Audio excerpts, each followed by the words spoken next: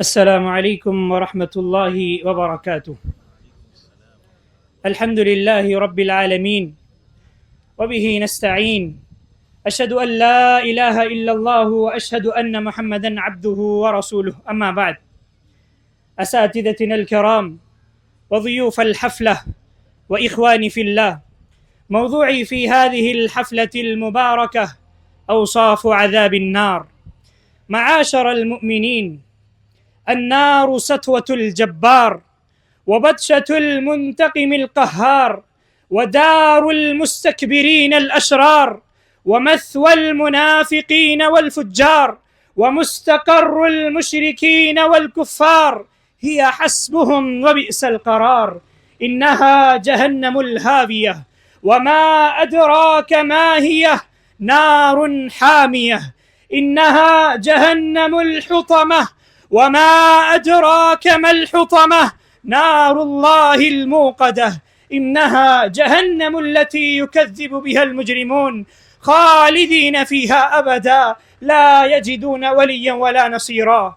إنها نار عكرت صفو عيش العالمين، وأيقظت ضمير الغافلين، وأسهرت ليل العابدين، وأبكت عين المتقين. إنها نار هائلة مرعبة، شاسعة واسعة مفزعة، خوف الله بها الذين آمنوا، فقال: يا أيها الذين آمنوا قوا أنفسكم وأهليكم نارا. يقول عمرو بن العاص رضي الله عنه: لو يعلم أحدكم حقيقة جهنم لصرخ منها حتى ينقطع صوته، ولصلى حتى ينكسر صلبه.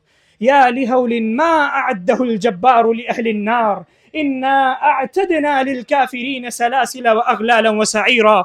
إن لدينا أنكالا وجحيما، يسحبون في النار على وجوههم مغلولين، يلبسون من النار ويسهرون. فالذين كفروا قطعت لهم ثياب من نار، يصب من فوق رؤوسهم الحميم، يصهر به ما في بطونهم والجلود، ولهم مقامع من حديد. أما مجيئها، فقال النبي صلى الله عليه وسلم: يؤتى بجهنم يومئذ لها 70,000 زمام، مع كل زمام 70,000 ملك يجرونها.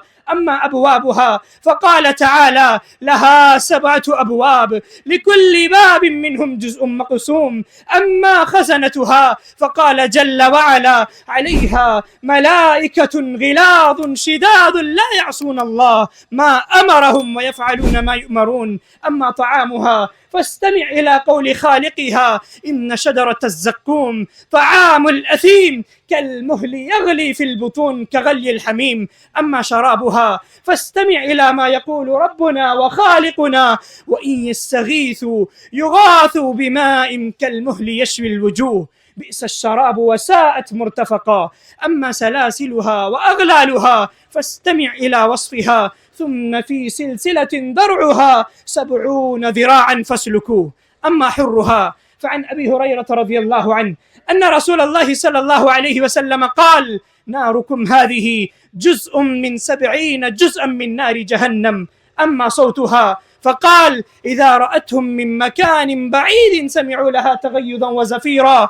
أما صوتها أما صوتها، فقال: إذا رأتهم من مكان بعيد سمعوا لها تغيظا وزفيرا. أما ظلها، فقال: انطلقوا إلى ظل ذي 3 شعب، لا ظليل ولا يغني من اللهب، يسحبون في النار على وجوههم مغلولين، النار من فوقهم، النار من تحتهم، النار عن أيمانهم، النار عن شمائلهم، لهم من جهنم مهاد، ومن فوقهم غواش، ينادون من أكنافها ويصيحون من أقطارها: يا ليتها كانت القاضية، يا ليتنا أطعنا الله وأطعنا الرسول، يا حسرة على ما فرطت في جنب الله، يا ويلتى ليتني لم أتخذ فلانا خليلا. فعياذا بالله من نار هذه حالها، وعياذا بالله من عمل هذه عاقبته. أخيرا أدعو الله تعالى: اللهم إنه لا طاقة لنا على عذابك،